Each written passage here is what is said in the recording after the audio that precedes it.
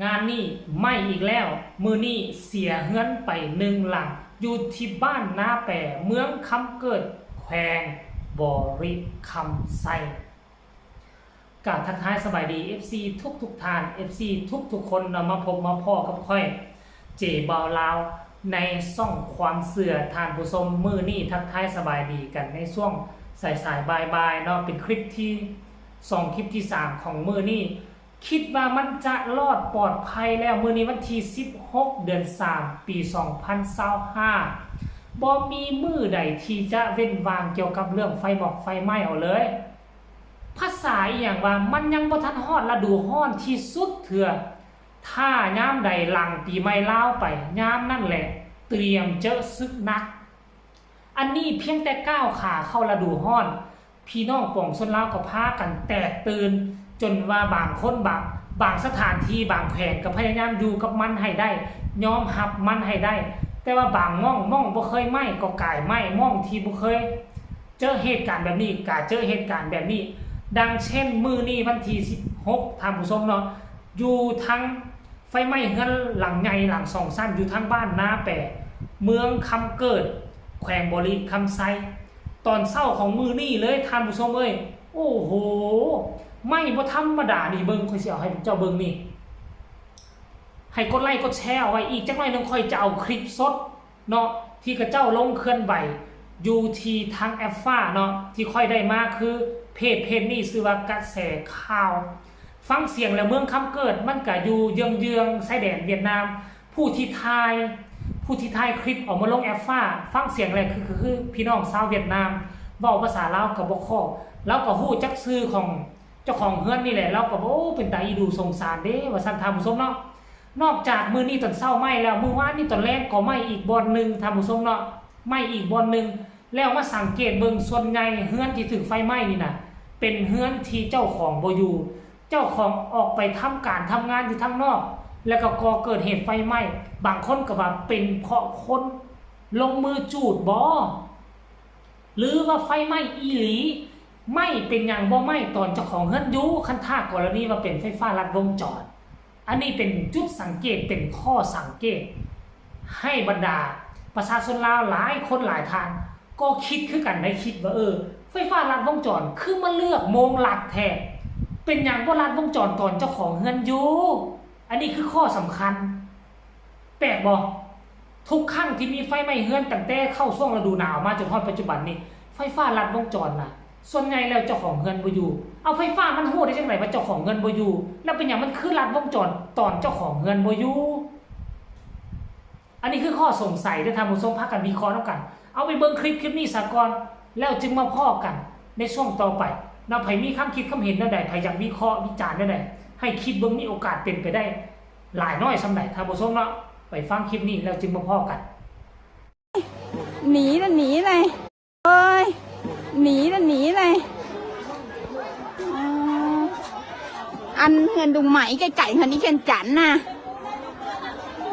ก็บงอ่ะจนใหม่เป็นเลยน้อยดูขนาด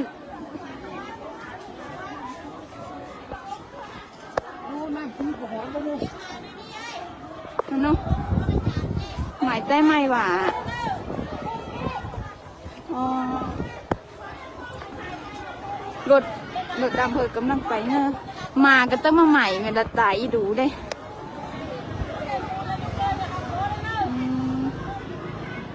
บูฮูเลยบูฮูว่าใหม่นะเลยมาเบิ้งที่ยังเห็นก็เลย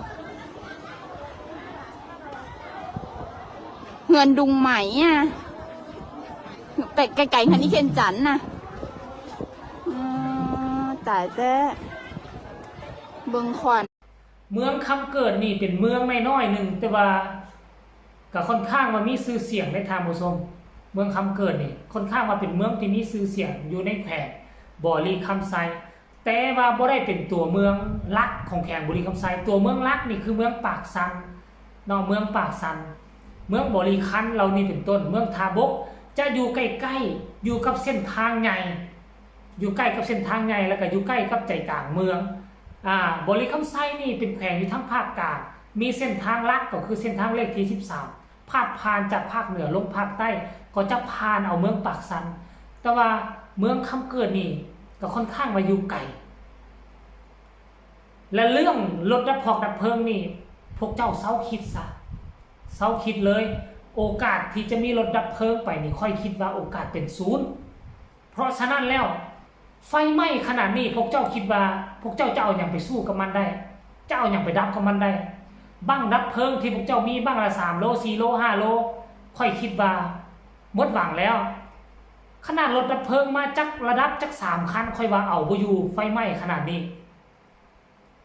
มันไหม้นี่ตามที่สังเกตเบิ่งเฮือนหลังนี้นี่เป็นเฮือนไหม้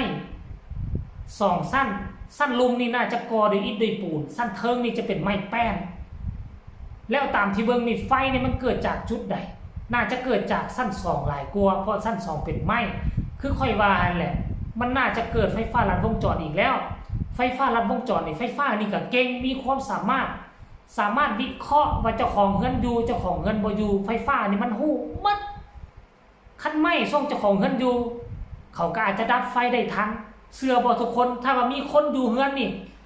ไฟไหม้ขึ้นหุงวาบนี่เนาะแปลวไฟซ้ำตู้เย็นนี่สำหรับค่อยคิดว่าน่าจะดับทันเนาะถ้าไผอยู่ในเฮือนเกิดเหตุไฟไหม้ลักษณะแบบนั้นต้นต่อไฟไหม้เริ่มไหม้ขึ้นวิธีที่พวกเจ้าจะดับไฟได้ค่อยขอบอกยาสู้ไปใส่น้ำเอายาสู้ไปใส่คุน้อยๆตักน้ำแล้วไปหดแซ่ถ้ามันไหม้แปลวซ้ำตู้เย็นค่อยแนะนำเด้อวิธีง่ายๆให้พวกเจ้าเอาผ้าห่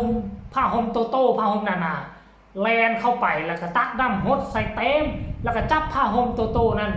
แลนไปโป๊กใส่ม่องที่มันเกิดไฟไหม้แล้วก็เอาตีนเหยียบตีนยำบีบลงให้น้ำย่อยเข้าไป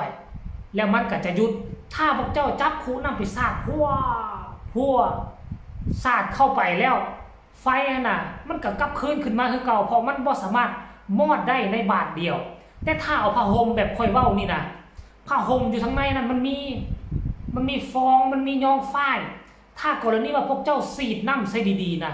มันเปียกหมดทั้งนอกทั้งในมันอมน้ำไว้พวกเจ้าเอาไปปกใส่ปุ๊บมันจะดันให้อากาศออกหมดในเมื่ออากาศมันบ่มีมันถึกน้ำพร้อมแล้วมันก็จะบ่สามารถไหม้ต่อไปเนาะจุดพิเศษอันนึงนี่ไฟนี่มันย่านอากาศ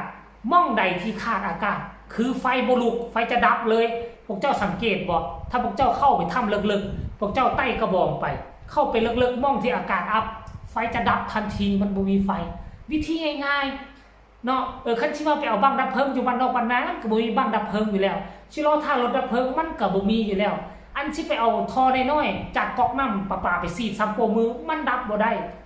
เพราะฉะนั้นวิธีง่ายๆคือค่อยเว้ามีเสื้อผ้าหน้าผมบนอยู่บนนอนโหบเข้าไปสีดน้ำใส่เอามาโปกใส่จกแน่นอนถ้าไฟบ่แห้งได้เนาะเอาคลิปนี้ก็เอาเรื่องราวอุทาหรณ์สอนใจแล้วก็วิธีการมอดไฟเบื้องต้นมาฝากมาต้อน